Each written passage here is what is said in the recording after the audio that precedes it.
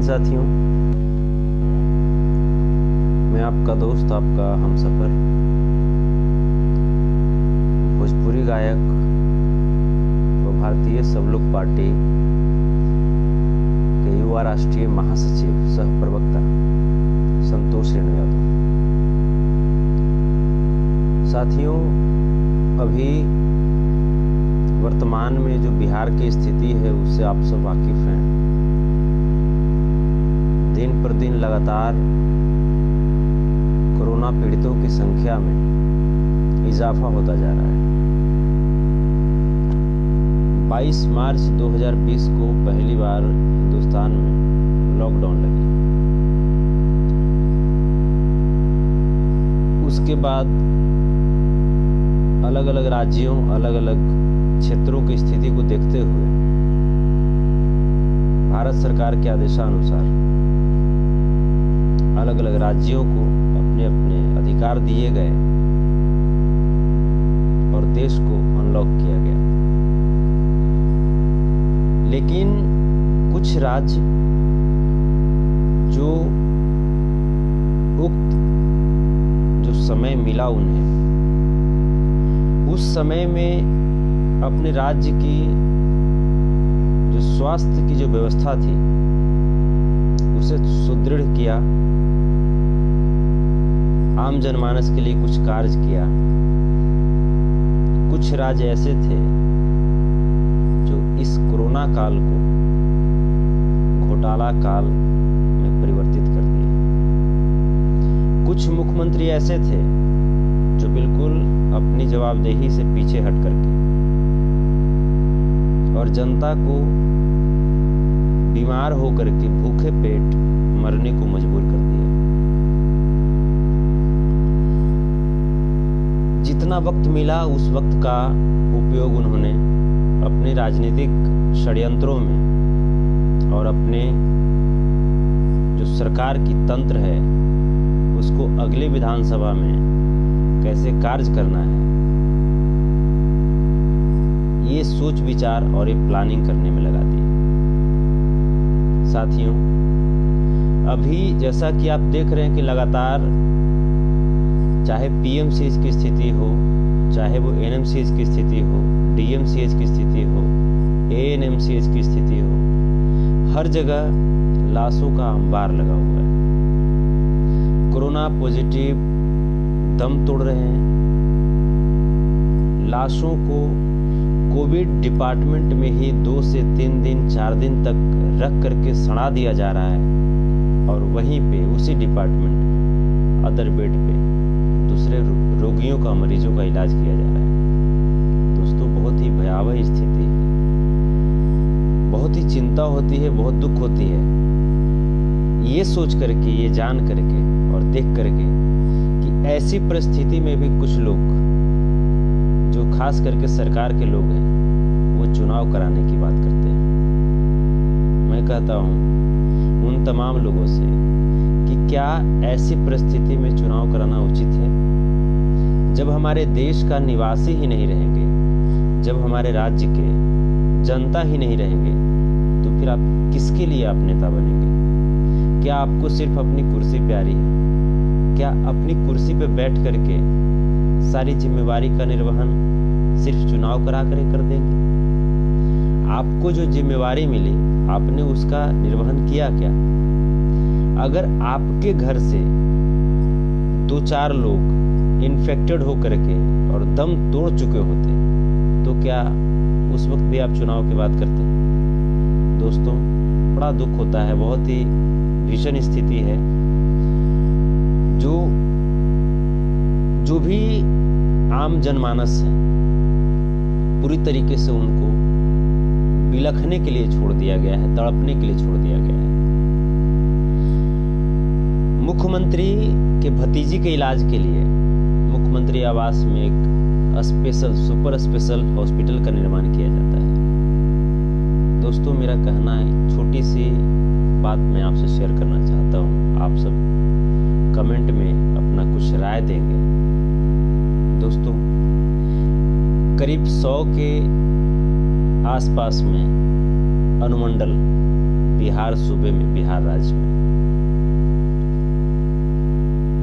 9 प्रमंडल, 38 मंडल यानी जिसको जिला बोलते हैं, 100 के आसपास में हमें ऐसा लगता है कि अनुमंडल हैं, 534 प्रखंड हैं, 8471 पंचायत और 45,000 के आसपास में गांव हैं। ये मैं बिहार की मैं बात कर रहा हूँ दोस्तों।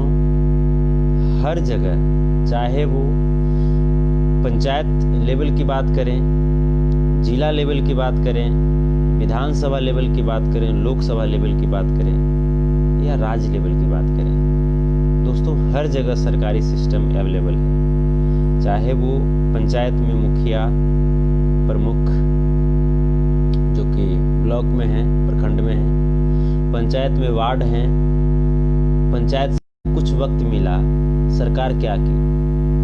इसमें सिर्फ और सिर्फ भाषणबाजी की। जब देश अनलॉक हुआ, हमारी सरकार को, बिहार सरकार को ये लगा कि अब क्या है, अब तो जो भी लूट खसोट करना था वो हमने कर लिया, और लूट खसोट करके अब चलो कोरोना चला गया, बातें खत्म हो गई।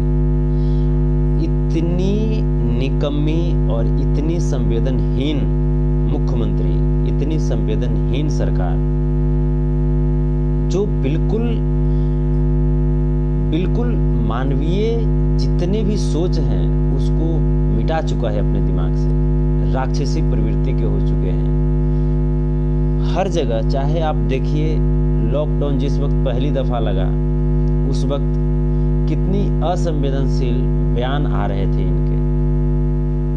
1200-1500 किलोमीटर की यात्रा करके लोग घर आ रहे थे, और इनके जो हाफ पैंट, उनको हम हाफ ही पैंट बोलते हैं, जो भी बिहार के उप मुख्यमंत्री हैं सुशील कुमार मोदी जी, उनका कहना है कि बिहार में संसाधन नहीं है। मैं ऐसा पूछना चाहता हूं आपके माध्यम से, क्या बिहार की भौगोलिक स्थिति इतनी कमजोर है? क्या बिहार की मिट्टी इतनी कमजोर है जो हम सब का पालन पोषण नहीं कर सकती? क्या बिहार की मिट्टी को सेवा करके हम लोग अपने लिए अन्न नहीं उपजा सकते, अपने लिए पेट नहीं भर सकते, अपने परिवार को नहीं पालन पोषण कर सकते? कर सकते हैं।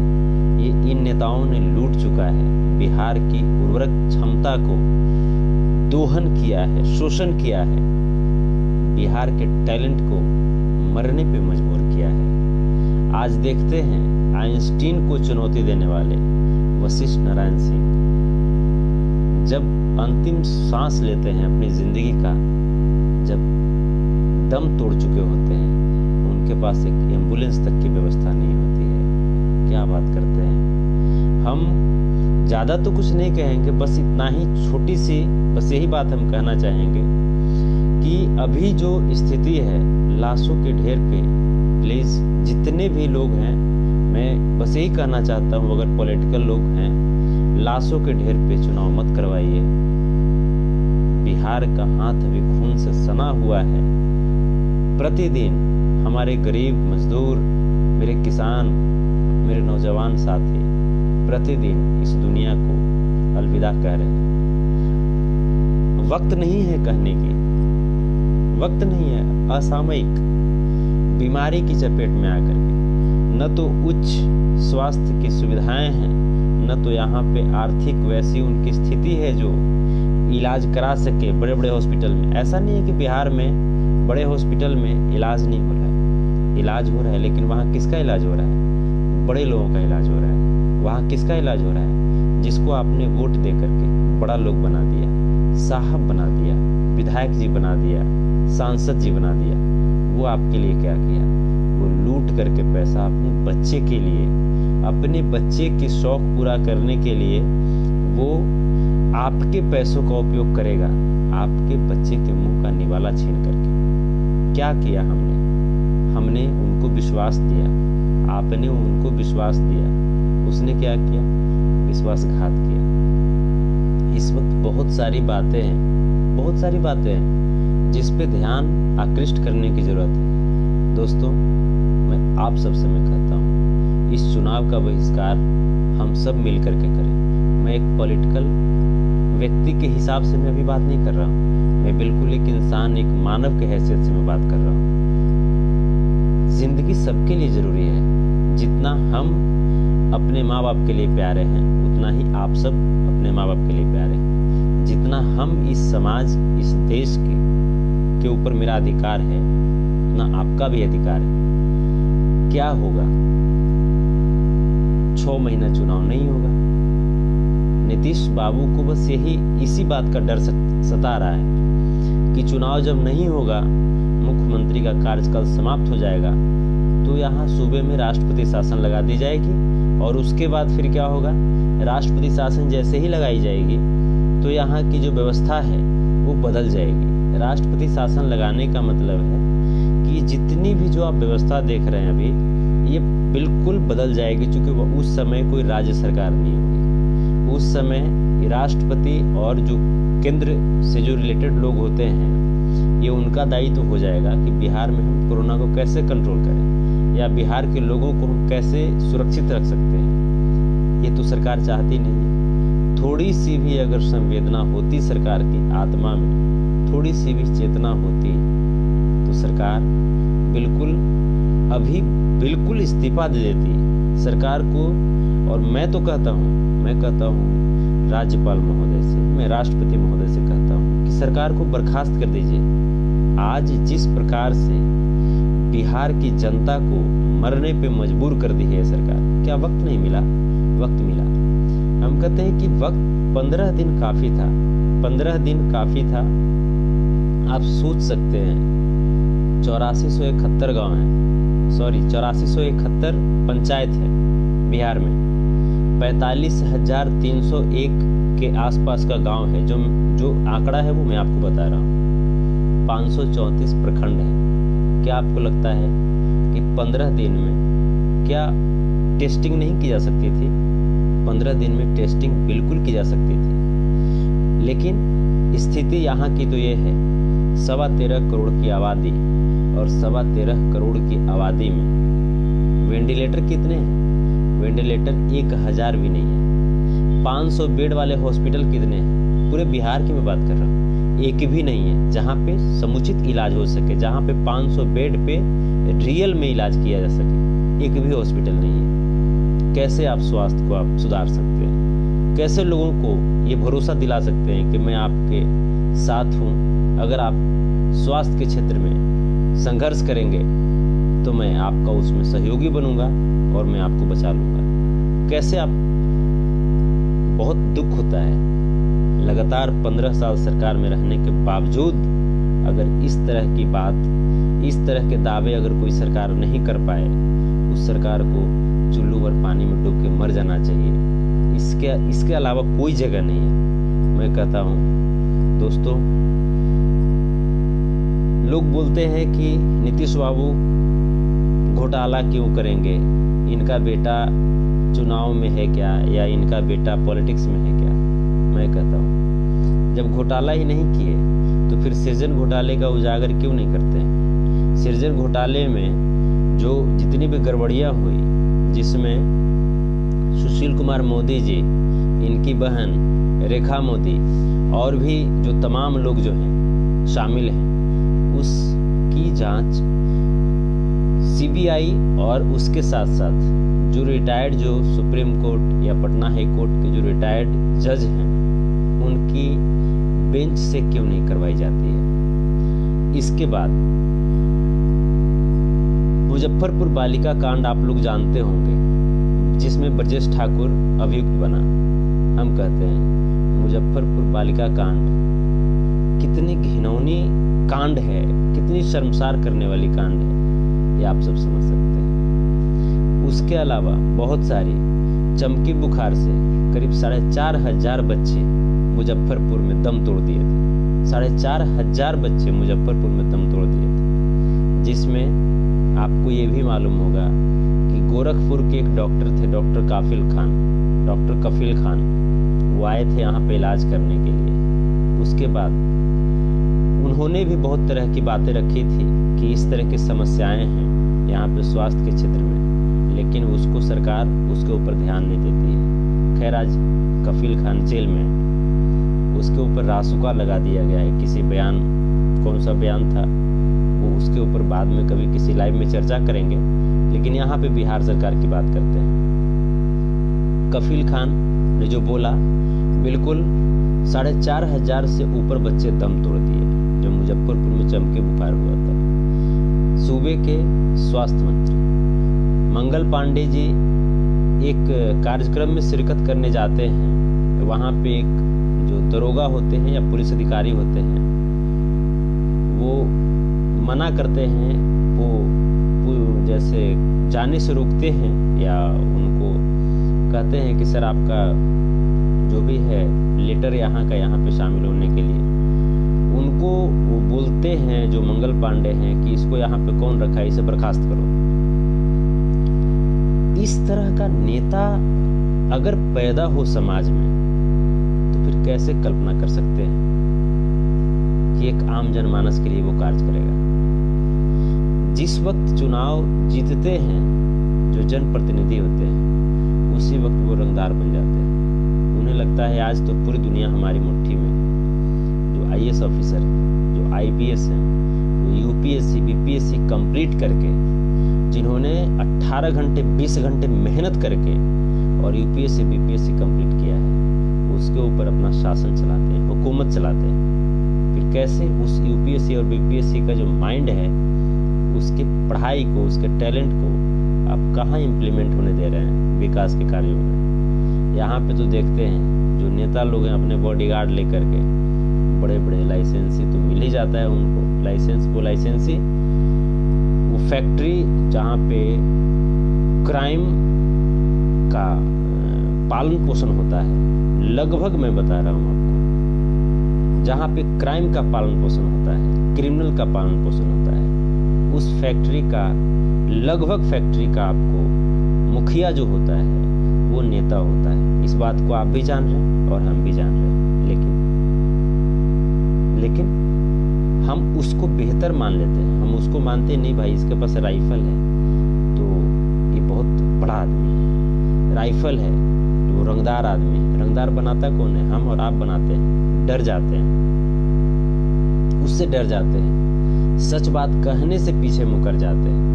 मैं कहता हूँ ठीक है, अगर मुकर भी गए उस वक्त कैसे मुकरिएगा जब ईश्वर का जब नजर होता है, उसका जब नजर टेढ़ा हुआ, उस वक्त मुकरने और सीधे बोलने से क्या फायदा। आज देख रहे हैं कितने लोग काल के गाल में समा गए, कितने लोग सुपौल, मधेपुरा, पूर्णिया, सहरसा, शिवहर, सीतामढ़ी, तमाम जो क्षेत्र है उधर उत्तर बिहार आज डूबा हुआ है। सरकार आरोप लगाती है केंद्र सरकार पे कि केंद्र सरकार ने नेपाल से समझौता करके बांध नहीं बनवाया। केंद्र सरकार कहती है कुछ और बात, हमें समझ में नहीं आता। ये बीजेपी और जदयू की सरकार है, केंद्र में बीजेपी की सरकार है, यहाँ पे दोनों की संधि है, फिर विकास क्यों नहीं हुआ? फिर उत्तर बिहार को क्यों डुबाया गया? पटना डूबने पे मजबूर हुआ आज के साल भर पहले, आज उत्तर बिहार डूब रहा है। उत्तर बिहार तो ऐसा लग रहा है कि जैसे अभिशाप हो गया है। उत्तर बिहार को इस धरती पर रहना ही नहीं चाहिए, जैसा कि इन नेताओं ने सोच लिया है, मुझे ऐसा लगता है। मैं इसमें उत्तर बिहार की जनता का भी मैं दोष में मानता हूँ। आप लोग 500 और 1000 रुपये और एक बोतल दारू पे आप लोग बिक जाते हैं, आज उसी का परिणाम आपको मिल रहा है। दोस्त, जब चिल्लाते हैं ना, मुझे भी दुख होता है। आप जब कराहते हैं ना, मुझे भी दर्द होता है। आप जब अपने घर से, अपने गांव से विस्थापित होते हैं, मुझे भी नींद नहीं आती है। मैंने भी अपनी पार्टी में बात किया, उत्तर बिहार में जा करके और लोगों के बीच रहने की, लोगों के बीच सहायता करने की। और मैं आऊँगा उत्तर बिहार के मेरे जितने भी मेरे साथी हैं, मैं आपके पास आ रहा हूँ, बहुत जल्दी मैं आ रहा हूँ आपके पास।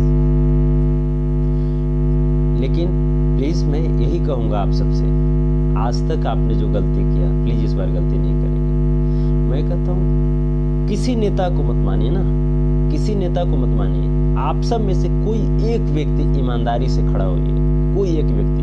पूरी ईमानदारी से खड़ा होइए और मन में ठान लीजिए कि मुझे सेवा करना है, मुझे सेवा करना है, मन में ठान लीजिए।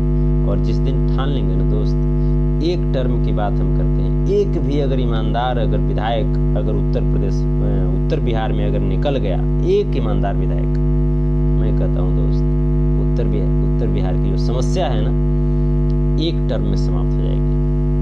न पुल का बहाना होगा, न फंड का बहाना होगा, न किसी सरकार का बहाना होगा। किसी भी पार्टी से आप आइए, मैं नहीं कहता हूँ आप भारतीय सब लोग पार्टी से आइए, भारतीय जनता पार्टी से आइए, जदयू से आइए, किसी भी पार्टी से आइए दोस्त, हम किसी पार्टी की बात तभी करेंगे जब आप सुरक्षित रहेंगे, हम नेता की बात तभी करेंगे जब आप सुरक्षित रहेंगे। मैं कहता हूँ ईमानदारी से किसी भी पार्टी जो आपको लगे कि हाँ ये पार्टी ईमानदारी के साथ कार्य कर सकती है और कार्य करने दे सकती है, बिल्कुल आप आइए। अगर आपको किसी भी पार्टी में आपको कुछ नहीं दिखाई दे, फिर आप आइए ना भारतीय सब लोग पार्टी में, आपका स्वागत करते हैं। और बिल्कुल ईमानदारी से, बिल्कुल अपने दिल को, अपने हृदय को पवित्र करके जन सेवा में जुट जाइए। न नेता बनने की चाह में, न किसी राजनेता बनने की चाह में, न विधायक बनने की चाह में, न सांसद बनने की चाह में, न सरकार बनने की चाह में, एक बेटा बनिए, एक भाई बनिए। मैं कहता हूँ उत्तर बिहार बिल्कुल मुस्कुराएगा, हंसेगा। कितनी बड़ी विडंबना है, उत्तर बिहार डूबता है तो दक्षिण बिहार प्यासे प्यासे मर जाता है, पानी के बिना मर जाता है, सुखाड़ में सूख करके मर जाता है। क्या इसकी कोई समस्या का हल बिहार सरकार नहीं निकाल सकती? दोस्त निकाल सकती है, लेकिन जरूरत क्या है? नीतीश बाबू ने 20 पीढ़ी के लिए, अपने 20 जनरेशन के लिए संपत्ति जमा कर लिया है। क्या जरूरत है इतना काम करने की? नीतीश बाबू को अर्चना एक्सप्रेस चलाने की जरूरत है, नीतीश बाबू को उपासना एक्सप्रेस चलाने की जरूरत है, नीतीश बाबू को दाना पानी की रोजगार क्यों करेंगे व्यवस्था वो जनता के लिए? आप सोचिए इस बात को। यहाँ पे जदयू के प्रधान महासचिव केसी त्यागी जी का एक दिन बयान आया था, मैंने उस पर लिखा भी था कि इनको केसी त्यागी नहीं, इनको खांसी त्यागी नाम रख देना चाहिए। उनका बयान आया था कि जब अमेरिका में चुनाव हो सकता तो फिर बिहार में चुनाव क्यों नहीं हो सकता? मैं पूछता हूं उन साहब से कि सबसे पहले तो आपको अगर इस तरह के वक्तव्य का क्या आपको मिलनी चाहिए, पुरस्कार मिलने चाहिए, तो आपको सबसे चपाट नेता ऑफ द ईयर, सबसे चपाट नेता ऑफ 2020 का अवार्ड आपको मिलना चाहिए। और वो अवार्ड में आपको मैं चाहूँगा कि मैं अपने हाथों से दूँ आपको। इतने भ्रष्ट, इतने बेवकूफ़ दिमाग के अगर लोग नेता बन जाएंगे तो आपको लगता है कि आपका भलाई की बात सोच सकते हैं, जनता की भलाई का कार्य कर सकते हैं, राज्य का विकास कर सकते हैं, समाज का विकास कर सकते हैं? ये अपने आप को अमेरिका की बात करते हैं, अपने आप को अमेरिका से तुलना कर डाले। अमेरिका में एक बच्चा, अमेरिका में अगर एक बच्चा मरता है किसी बीमारी से तो उस पर राष्ट्रीय कमेटी बन जाती है और उस राष्ट्रीय कमेटी में ये पूछा जाता है कि आखिर वो बच्चा बीमारी से क्यों मरा। यहाँ पे 4,500 बच्चे, ऊपर 4,500 से ऊपर बच्चे मुजफ्फरपुर में दम तोड़ दिए। और बेशर्म की तरह यहाँ के मंगल पांडे जो स्वास्थ्य मंत्री और नीतीश कुमार, सुशील कुमार मोदी, तमाम लोग जो हैं मंत्री, मुख्यमंत्री, उप मुख्यमंत्री, स्वास्थ्य मंत्री, बेशर्म की तरह यहाँ पे सिर्फ और सिर्फ बयानबाजी की है। और वो बात आप अमेरिका से करते हैं। अमेरिका की तुलना में आपने क्या किया है जो आप अमेरिका से तुलना कर डाले? अमेरिका से तुलना करते तब जब आप कुछ काम करते। अमेरिका अपने एक नागरिक के खोने के बाद राष्ट्रीय लेवल पे उसका चिंतन करता है कि आखिर क्यों दिक्कत हुआ उसे, आखिर उसने आत्महत्या क्यों किया, आखिर उसकी मौत क्यों हुई। यहाँ तो खून के दरिया बहाए जाते हैं, कभी जाति के ऊपर, कभी धर्म के ऊपर। दोस्तों, किसी जाति, किसी धर्म पे कटाक्ष करके हम कहीं न कहीं समाज को तोड़ते हैं। कोई भी जाति बुरा नहीं होता, कोई भी धर्म बुरा नहीं होता। जाति अगर बुरा होता, कैसे हम किसी जाति को बुरा मान लें? किसी भी जाति की बात करें, हर जाति में से महापुरुष पैदा हुए हैं, हर जाति में से वैसे लोग पैदा हुए हैं जो समाज को संवारने का काम किए।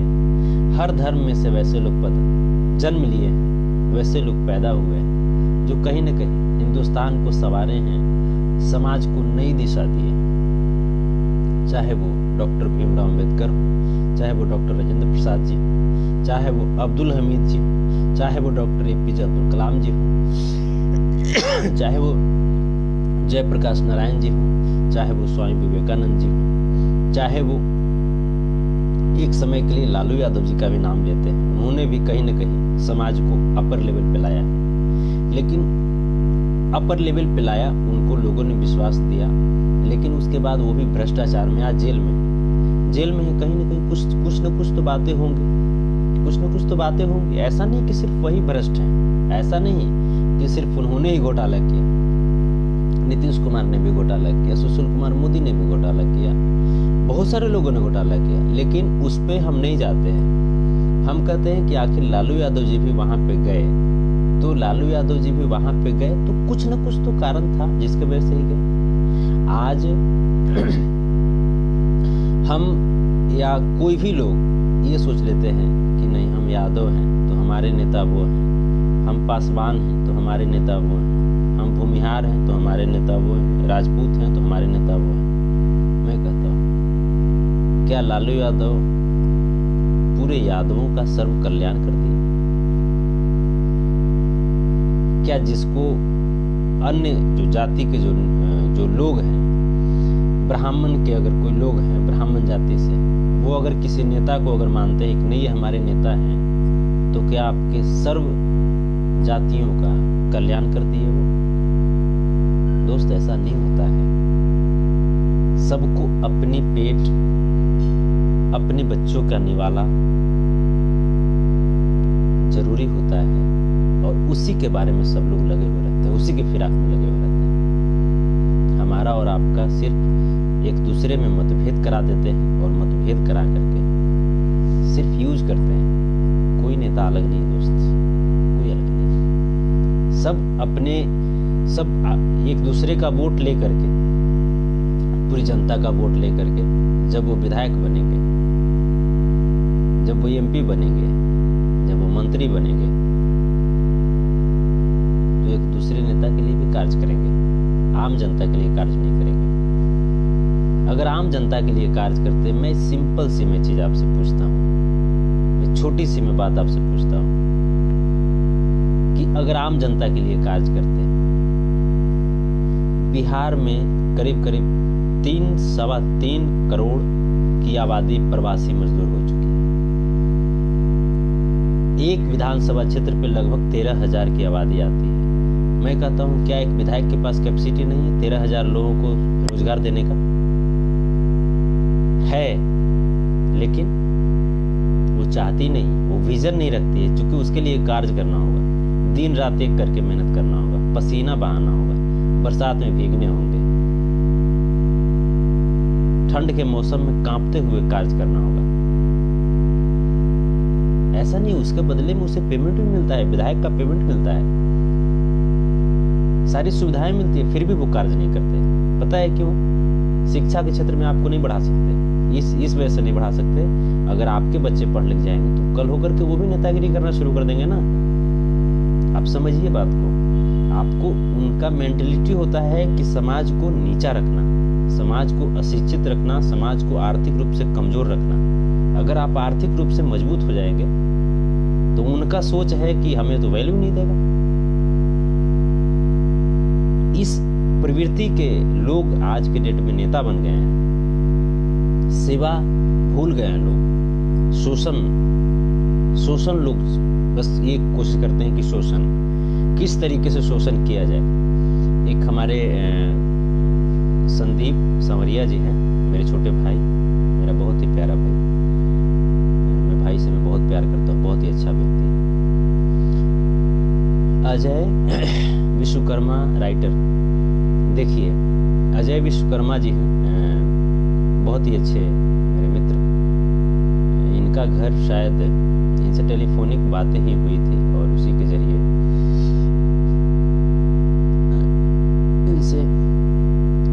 इनको मैं जाना। अजय विश्वकर्मा जी एक गीतकार हैं। इनकी बच्ची एक छोटी सी बच्ची है, मुझे लगता है कि 9-10 साल की बच्ची होगी और करीब करीब लगता है ये 6 महीना से ऊपर हो गया, 6 महीना से ज़्यादा वक्त से ये मुंबई के केन हॉस्पिटल में अपनी बच्ची को शायद लगता है रीढ़ का कुछ प्रॉब्लम हुआ है। अजय जी, अगर मेरी बात आप सुन रहे हैं तो अपनी बच्ची का प्रॉब्लम क्या हुआ था वो आप थोड़ा सा लिख करें कमेंट में आप बताइए। आज ये स्थिति है, बेचारे 1 साल तक तो लगभग खींचे, सरवाइव किए। जो माली स्थिति है, जो आर्थिक स्थिति है, बहुत कमज़ोर है इनकी,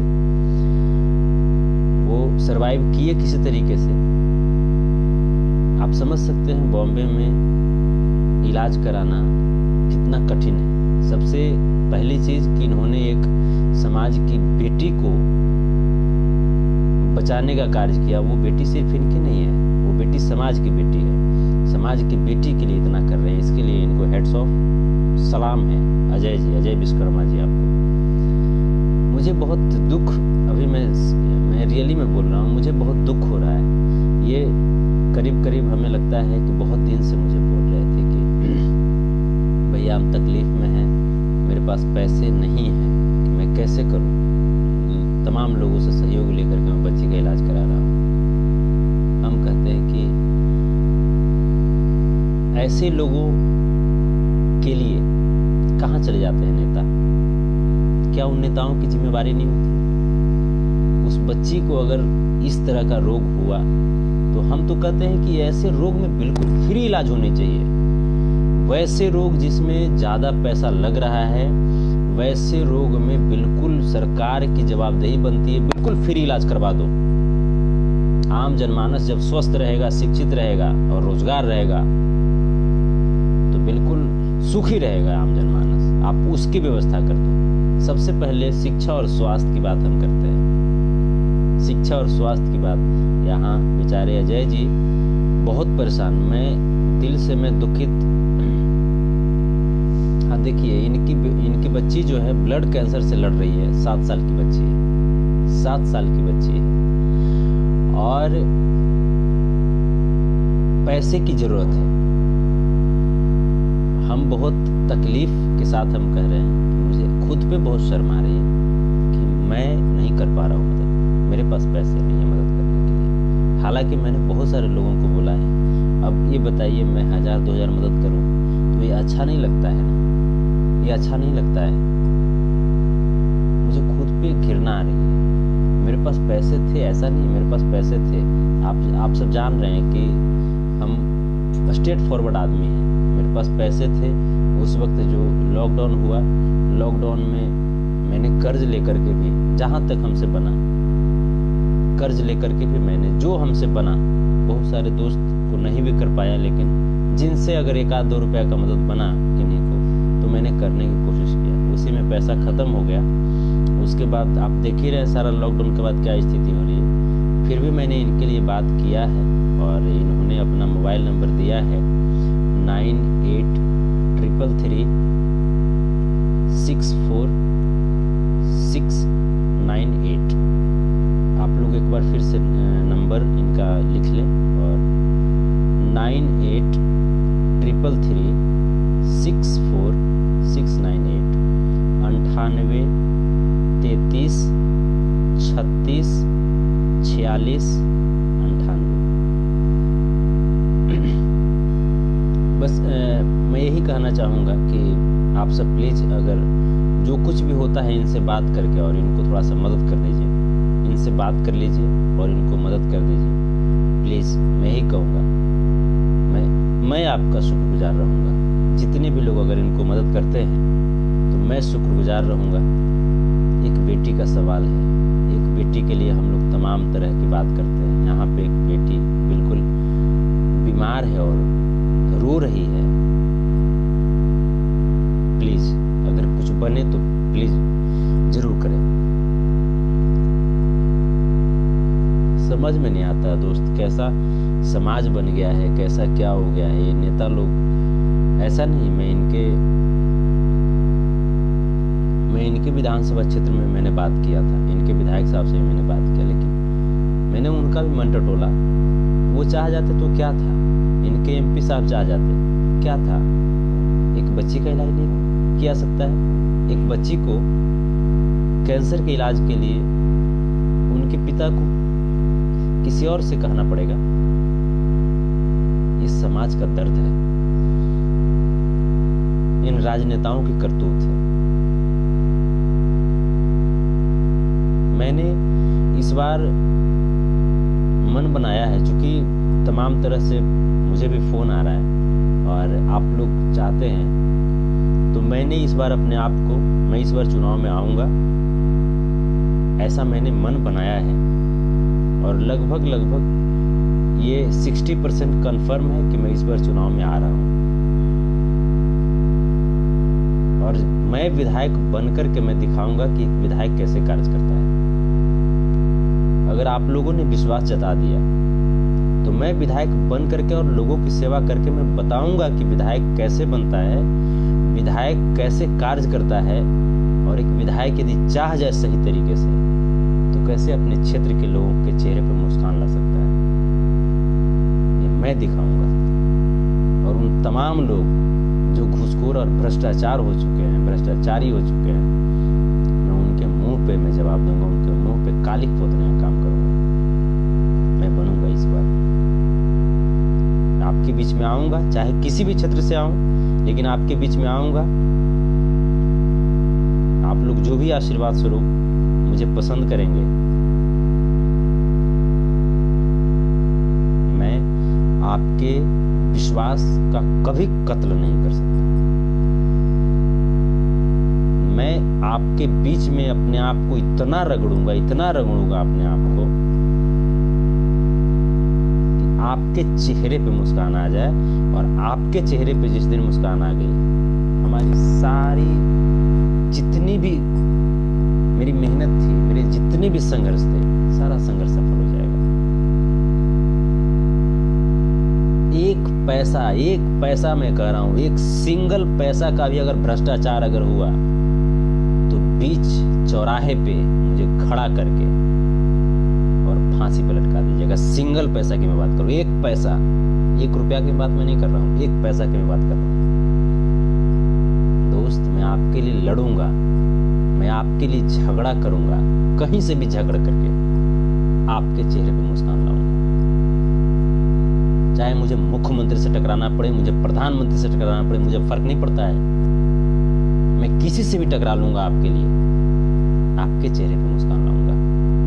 जिस भी क्षेत्र से मैं आया, मैं वादा करता हूं, अगर 5 साल में उस क्षेत्र का विकास नहीं कर दिया तो फिर मैं जीवन भर में राजनीति में नहीं आऊंगा फिर। और दूसरी चीज, मैं 5 साल में अगर 1 पैसा का भी अगर घोटाला और भ्रष्टाचार, पूरा का पूरा जितना पैसा मिलता है सर जो विधायक के फंड में, उस सारा का सारा पैसा मेरे विधानसभा में खर्च होगा। उतना ही नहीं, अगर पैसा घट गया तो मैं नमक रोटी वाला आदमी हूँ। मैं नमक रोटी खाना अभी भी पसंद करता हूँ, कल भी पसंद करूंगा।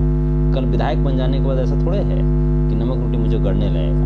मैं उस वक्त भी नमक रोटी खाऊंगा, और अपने जो पैसा घटेगा अगर जरूरत होगा ना, तो अपना जो पैसा, जो मेरा विधायक का जो वेतन होता है, मैं अपना वेतन भी लगा दूंगा विधानसभा में अपने। मैं दिखाऊंगा, बस आप लोग के बीच आऊंगा, आप लोग विश्वास बनाए रखिएगा। बस एक बार मुझे वहां बैठाइए, और आपका बेटा और आपका भाई बनकर अगर कार्य नहीं किया ना, तो फिर कह दीजिएगा। जहां टकराना पड़े, मैं हूं ना, हर वक्त आपके लिए मैं लड़ूंगा, लड़ा हूं और अभी भी लड़ता हूं। लव यू आप सब। और इस लाइव में मैं एक बार पुनः संदीप सावरिया जी, लव यू मेरे भाई। Vivek Toofani ji, love you. Bhuvneshwar Sharma ji, love you ji. Ajay Vishwakarma ji को प्लीज़ आप सब मदद करें। समाज की एक बेटी का इलाज करवा रहे हैं वो, और बहुत ही अभी मुसीबत में है अजय विश्वकर्मा जी। इनकी मदद करें। इनकी बच्ची 7 साल की है और इनकी बच्ची को ब्लड कैंसर हो गया है। प्लीज़ इनकी मदद करें। मैं बहुत दुखित हूँ कि मैं नहीं कर पा रहा हूँ मदद, लेकिन मैं करूँगा ज़रूर मदद। मैं कुछ पैसे का इंतज़ाम कर रहा हूँ, कुछ पैसे का व्यवस्था हो जाए मुझे, उसके बाद मैं इनको ज़रूर मदद करूँगा। मुझे बहुत देखिए, मैं चाहता तो मैं क्यों बोलता, अपनी में बेइज्जती क्यों करवाता, लेकिन मैं खुद में बोल रहा हूँ कि मेरे पास पैसे नहीं हैं, इस वजह से इनको मैं नहीं कर पा रहा हूँ मदद। जितने भी लोग हैं आप सब, सुधीर तिवारी जी जय हो, थैंक यू। अमरजीत सिंह जी, भैया हम आपकी बातों से सहमत हैं जी, thank you. Govardhan Chaudhary ji, very clearly, thank you. Panchdev K Yadav जी, बिहार का सीएम भूमिगत हो गया, दिखता ही नहीं है, बस न्यूज चैनल पे आता है। बिल्कुल जी, बिल्कुल जी। Sunil Yadav ji thank you. Kumar Yadav ji thank you. Shambhu Kumar ji, Alok Raj king ji, आप सबको थैंक यू। अजीत यादव जी, रमेश यादव जी, सोनू यादव सम्राट, सुनील सिंह चौहान जी, बहुत बढ़िया जी, थैंक यू।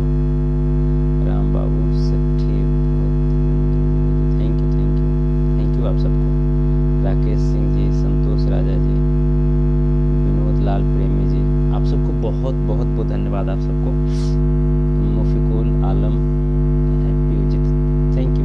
जितने भी लोग हैं, अगर मैं उनका नाम नहीं भी ले पाया तो आप सबको मेरा प्रणाम है। आप सब बस अपने लिए इस बार की जो वोट जो होगा वो आप अपने लिए कीजिएगा, किसी नेता के लिए नहीं, किसी लालू के बेटा के लिए नहीं, किसी नीतीश के बेटा के लिए नहीं, किसी संतोष रेणु के बेटा के लिए नहीं, या कभी मेरे लिए नहीं कीजिएगा। अगर आपको जाति पाति पे वोट करना होगा तो फिर मेरे लिए वोट नहीं कीजिएगा। अगर आपको क्या बोलते हैं वो चापलूसी वाली वोट करनी होगी तो फिर मेरे लिए मत कीजिएगा, क्योंकि हमारे लिए वोट वो लोग करेंगे जो विकास को सोच करके वोट करेंगे। क्योंकि मैं ना तो किसी जाति को सपोर्ट करूंगा, मैं खुल करके मैं लाइव में भी बोल रहा हूँ, मैं किसी जाति को सपोर्ट नहीं करूंगा, मैं किसी धर्म को सपोर्ट नहीं करूंगा, मैं किसी धर्म का विरोध नहीं करूंगा, मैं किसी जाति का विरोध नहीं करूंगा। हमारे लिए सभी अपने हैं, और मैं भ्रष्टाचार का विरोध करूंगा और मैं विकास को सपोर्ट करूंगा। ये मेरा प्रण है कि मैं जहां से बन गया, अगर उसको बिहार का नंबर 1 विधानसभा क्षेत्र नहीं बना दिया तो फिर मेरा भी नाम संतोष यादव नहीं। बस एक बार मौका दीजिएगा। कोशिश कर रहे हैं, ढूंढ रहे हैं कि हाँ किस विधानसभा क्षेत्र भी ढूंढ रहे हैं। तो आप लोग ऐसा मत समझिएगा कि मैं किसी प्लानिंग के साथ ढूंढ रहा हूँ कि कौन सा विधानसभा क्षेत्र मुझे मजबूती देगा, वैसा नहीं। मैं ये ढूंढ रहा हूँ कि कौन सा विधानसभा क्षेत्र ऐसा है जिसमें सबसे ज़्यादा समस्या है। इस बात को थोड़ा सा आप लोग तवज्जो दीजिएगा। मैं वैसा विधानसभा क्षेत्र ढूंढ रहा हूँ जिसमें सबसे ज़्यादा समस्या है। मुझे वो विधानसभा क्षेत्र चाहिए जो सबसे पिछड़ा विधानसभा क्षेत्र हो, जहाँ के लोग सबसे ज़्यादा पलायन के लिए जाते हों, जहाँ पे शिक्षा दर कमज़ोर हो, जहाँ पे आर्थिक स्थिति जो कमज़ोर हो, जहाँ पे स्वास्थ्य की सुविधाएं नहीं, तमाम तरह की समस्याएं वहाँ हो। मैं उस विधानसभा क्षेत्र का मैं विधायक बनना चाहता हूँ, और उस विधानसभा क्षेत्र को मैं बिहार का नंबर 1 विधानसभा क्षेत्र नहीं बना दिया तो फिर मेरा भी नाम संतोष यादव नहीं। मैं बनाऊंगा उसे नंबर 1। वहाँ के लोगों के चेहरे पे अगर मुस्कुराहट नहीं ला दी, 2.5 साल होते होते अगर वहाँ के लोगों के लिए पलायन नहीं रोक दिया मैं, तो फिर मेरा भी नाम संतोष यादव नहीं। 13,000 लोगों को रोजगार दे देना बहुत बड़ी बात है। मैं 2.5 साल में वहाँ के लोगों 13,000 आप छोड़ दीजिए ना, मैं वहाँ पे 1 लाख लोगों के लिए मैं रोजगार में उपलब्ध करा दूंगा उस विधानसभा क्षेत्र के अंदर में। हमारे विधानसभा क्षेत्र के कोई भी नागरिक जो पटना में इलाज कराने के लिए आते हैं, वो इलाज में उनको उस विधानसभा क्षेत्र में 3 साल के अंदर में दे दूंगा। सुपर स्पेशलिटी हॉस्पिटल में वहाँ पे खुलवा दूंगा, मैं जहाँ का मैं विधायक रहूँगा। हमारे विधानसभा क्षेत्र में कोई भी जो स्कूल है, कोई भी स्कूल, मैं ये नहीं कहता हूँ कि मैं वर्ल्ड क्लास बना दूंगा, लेकिन कोई भी स्कूल आप तुलना कर लीजिएगा, जो साउथ में आप तुलना करते हैं, जो दिल्ली में तुलना करते हैं सरकारी स्कूल, उससे बेहतर अगर नहीं बना करके दिया आपको, फिर आप भाई के बारे में फिर बात कीजिएगा। विजन है, विजन आपके पास हर चीज है, अमेरिका के लिए भी, अमेरिका के लोगों के लिए भी, जीने के लिए, सांस के लिए ऑक्सीजन चाहिए उन्हें भी, खाने पीने के लिए अनाज चाहिए, पानी चाहिए, वहां भी है, हमारे पास भी है। अगर मैं साउथ की में बात करूं तो साउथ में भी वही केंद्र सरकार होती है, साउथ में भी लोग के पास 2 ही हाथ होता है, 24 घंटा का ही होता है दिन रात, वही सांसद का वही फंड जाता है बराबर ही। फिर वहां से और यहाँ में क्या अंतर होता है, पता है क्या अंतर होता है? साउथ में जाति पाति नहीं होती है, और हम लोग के जो नेता हैं वो जाति पाति करके और वोट ले लेते हैं, और वोट ले करके जो पढ़े लिखे जो लोग हैं, पढ़े लिखे लोग को बोलने नहीं देते हैं, जाति पाति पे इस कदर से तोड़ करके मड़ोड़ करके लोगों को बिल्कुल अपंग कर देते हैं। मैं कहता हूँ उससे थोड़ा सा हटिए ना, एक बार आप जाति पाति से हट करके वोट कीजिए, एक बार वोट कीजिए आप। मैं कहता हूँ अगर विकास नहीं हुआ तो फिर कह दीजिएगा, एक बार सिंगल टाइम में कह रहा हूँ। आज जो बिहार की जो हर चीज, बिहार की अस्मिता बर्बाद हो चुकी है। बिहार भौगोलिक क्षेत्र, स्वास्थ्य के क्षेत्र, शिक्षा के क्षेत्र, हर क्षेत्र में बिहार बर्बाद हो चुका है। बिहार के लोग कराह रहे हैं, बिहार में मौत छुपाई जा रही है दोस्त, लाश को छुपाई जा रही है। कितना मौत हो रहा है, ये मौत को छुपाया जा रहा है, आप समझ जाइए। कोरोना क्या था जी, क्या था कोरोना? इतना वक्त मिला, हम कहते हैं 15 दिन का मुझे वक्त दे दे नीतीश कुमार, मुझे 15 दिन का वक्त दे दे, अगर मैं पूरे बिहार के गांव-गांव में अगर लोगों की सुविधाएं मैं प्रोवाइड नहीं कर दिया तो फिर मेरा नाम संतोष यादव नहीं। मैं चैलेंज करता हूं, और जो उसके पास है व्यवस्था, नीतीश कुमार, मैं कोई अलग से मैं फंड मुझे नहीं चाहिए, जो व्यवस्था है नीतीश कुमार के पास वही व्यवस्था मुझे दे। 15 दिन मैं कह रहा हूँ, 15 दिन में पूरे बिहार को मैं बदल के रख दूंगा। मैं 15 दिन की बात कर रहा हूँ। कोरोना इतना बड़ा समस्या हो गया, समस्या बनाया गया है कोरोना को समस्या बनाया गया है, उसे ढाल बना करके ये लोग पीछे में घोटाला कर रहे हैं। सभी लोग घर में रहेंगे, कोई लोग जो दूसरी पार्टी है वो जनसंपर्क नहीं करे, बात समझिए, दूसरी पार्टी जनसंपर्क नहीं करे, लोगों को समस्या बताए नहीं, इसी वजह से कोरोना लाया गया है। और कोरोना को ढाल बना करके सरकार बिल्कुल उसी ढाल के अंतर्गत में चुनाव करना चाहती है, और हम लोग का काम है कि उस चुनाव को रोकना है। अभी बिहार में राष्ट्रपति शासन लगे, लाशों के ढेर पे बिहार में चुनाव नहीं हो सकती है। लाश अगर गिरेगा तो वो लाश नेता का होना चाहिए, लाश अगर गिरेगा तो वो लाश मुख्यमंत्री के खानदान का होना चाहिए, लाश अगर गिरेगा तो वो लाश विधायक के खानदान का होना चाहिए, लाश अगर गिरेगा तो वो लाश MP के खानदान का होना चाहिए, मंत्री के खानदान का होना चाहिए। आम जनमानस क्यों मरेगा? आम जनमानस क्यों मरेगा? आपके लिए वोट दिया, धूप में खड़ा होकर के, बरसात में भीग करके, ठंड में किकूर करके, और वही मरेगा, फिर से वही मरेगा। जागिए प्लीज, आप सब नहीं जागे हैं, इस वजह से ऐसा हुआ है। आप सब जिस दिन जाग जाएंगे ना दोस्त, जाति पाति धर्म संप्रदाय को हटा करके जिस दिन आप एकदम इंसान के रूप में आप सोचेंगे ना, उस वक्त फिर कोई नहीं आपको सताएगा, कोई नहीं मारेगा, आपकी आंखों में आंसू कोई नहीं लाएगा। वक्त बात को समझिए, समझने की जरूरत है। अब ये समझिए, किसी को शौक होता है क्या? किसी को शौक होता है अपनी मिट्टी को छोड़ करके प्रदेश कमाने का? किसी को शौक होता है? किसी को शौक नहीं होता है। बिहार में ऐसा नहीं है कि पैसे वाले लोग नहीं हैं।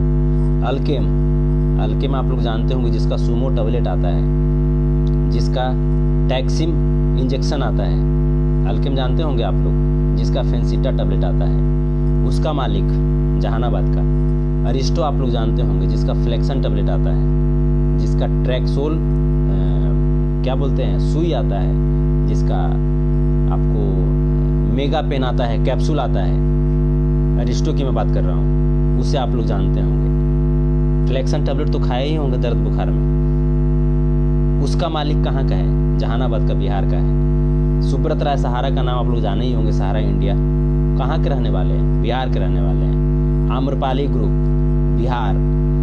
क्या नहीं है बिहार में जी? बिहार में क्या नहीं है? लेकिन यहाँ के लोगों वो यहाँ की सरकार और यहाँ के नेता लोग जो भ्रष्ट सिर्फ लूटते हैं, खसोटते हैं, वो लोगों ने उन्हें महरूम करके बिहार से बाहर कर दिया। आज खेल के क्षेत्र में बिहार बहुत है ही नहीं। आज बिहार में न तो इंटरनेशनल स्टेडियम है, न तो बिहार में कोई सुविधाएं नहीं है। फिल्म के क्षेत्र में बिहार बिल्कुल पीछे है, जबकि भोजपुरी में 33 करोड़ लोग भोजपुरी भाषा को बोलने समझने वाले लोग हैं। 33 करोड़ लोग। भोजपुरी की फिल्में बहुत ज़्यादा मात्रा में देखी जाती है, लेकिन रेवेन्यू क्या है उसका? बिल्कुल नहीं है, बिल्कुल नहीं है। मैं कहता हूँ फिर कैसे होगा विकास? हर मुद्दे पे, हर जगह पे सोचने की जरूरत है, विजन रख करके कार्य करने की जरूरत है। 5 साल काफ़ी हो जाएगा दोस्त। 5 साल में बिहार को इंडिया के पैमाने पे एकदम चमकता हुआ बिहार बना देंगे। 5 साल में सिर्फ एक विजन रखना पड़ेगा, काम नहीं होगा। इन नेताओं को घसीट करके रोड पे फेंकिए ना, जो कुर्सी पे बैठे हुए हैं ना, बाँह पकड़ के रोड पे फेंकिए। दोस्त, आप कराते हैं ना, मैं भी कराता हूँ। आपके जब दर्द वहाँ पे देखते हैं ना, आपके चेहरे पे दर्द, तो मैं भी खुश नहीं होता हूँ। आपकी आंखों में आंसू देखता हूँ, मैं भी बेचैन हो जाता हूँ। लेकिन क्या कर सकता हूँ? जितना बन पड़ता है आपके लिए, किसी से लड़ना पड़ता है, लड़ भी जाते हैं, अपना रिलेशन खराब कर लेते हैं। आपके लिए अगर किसी से लड़ना भी पड़ता है ना दोस्त, तो लड़ लेते हैं, अपना रिलेशन खराब कर लेते हैं। क्या जाएगा मेरा रिलेशन? रहेगा, बिगड़ेगा, बनेगा, कोई दिक्कत नहीं। बस आप सुरक्षित रहें, आप बस किसी तरीके से खुश रहें, वरना मेरा क्या? हमें थोड़े ना किसी से दुश्मनी है, किसी से कोई दुश्मनी नहीं है, लेकिन बस आपके लिए हम करते हैं और आपके लिए करते आएंगे। और वही हम चाहते हैं कि इस बार बिल्कुल आप सजग रहें, जाति पाति धर्म संप्रदाय से ऊपर उठ करके बात करें, और जो भी जाति पाति का बात करें बिल्कुल उसे बिल्कुल नकारिए, उसे फेंकिए, और एक नया बिहार बनाते हैं। इस बार का यूथ नया बिहार बनाएगा। लव यू आप सबको, बहुत बहुत धन्यवाद, बहुत बहुत धन्यवाद। जैसे भी हैं, जहाँ भी हैं, बिल्कुल जागे रहिएगा। अगर हमारी ज़रूरत महसूस हो आपको, तो बिल्कुल आप मुझे संपर्क कीजिएगा, कॉल कीजिएगा। और अच्छा लगता है आप सबसे मिल करके। बिहार में जो अभी कोरोना का स्थिति है, थोड़ा सा सतर्क रहिएगा आप सब। और अगर आपको मेरा विचार अच्छा लगे, आपको हमारे भारतीय सब लोग पार्टी के राष्ट्रीय अध्यक्ष महोदय डॉक्टर अरुण कुमार जी, जो पूर्व सांसद रह चुके हैं, बिल्कुल ईमानदार छवि, एक भी दाग नहीं, अगर उनका विचार अच्छा लगे तो बिल्कुल भारतीय सब लोग पार्टी में आइए, आपका स्वागत है। और दोनों बाहें फैला करके आपका स्वागत करेंगे। आइए एक नया बिहार बनाते हैं, एक वैसा बिहार जो एक गौरवान्वित करने वाला बिहार हो, जो हमारी सीना को चौड़ा करके ये हमें ताकत दे कि हम कह सके कहीं भी कि I am Bihari, I am Bihari, ये कहीं भी कह सकें। दोस्त, आप हैं तब हम हैं। आप जब रहेंगे तो हमारे ऐसा कई लोग पैदा ले लेंगे। जब आप ही नहीं रहेंगे तो फिर हम किस गली में हैं? पहले आपको सुरक्षित रखना ज़रूरी है, आपके चेहरे पे मुस्कुराहट लाना ज़रूरी है। लव यू दोस्त, जहाँ भी हैं अच्छे से रहिएगा।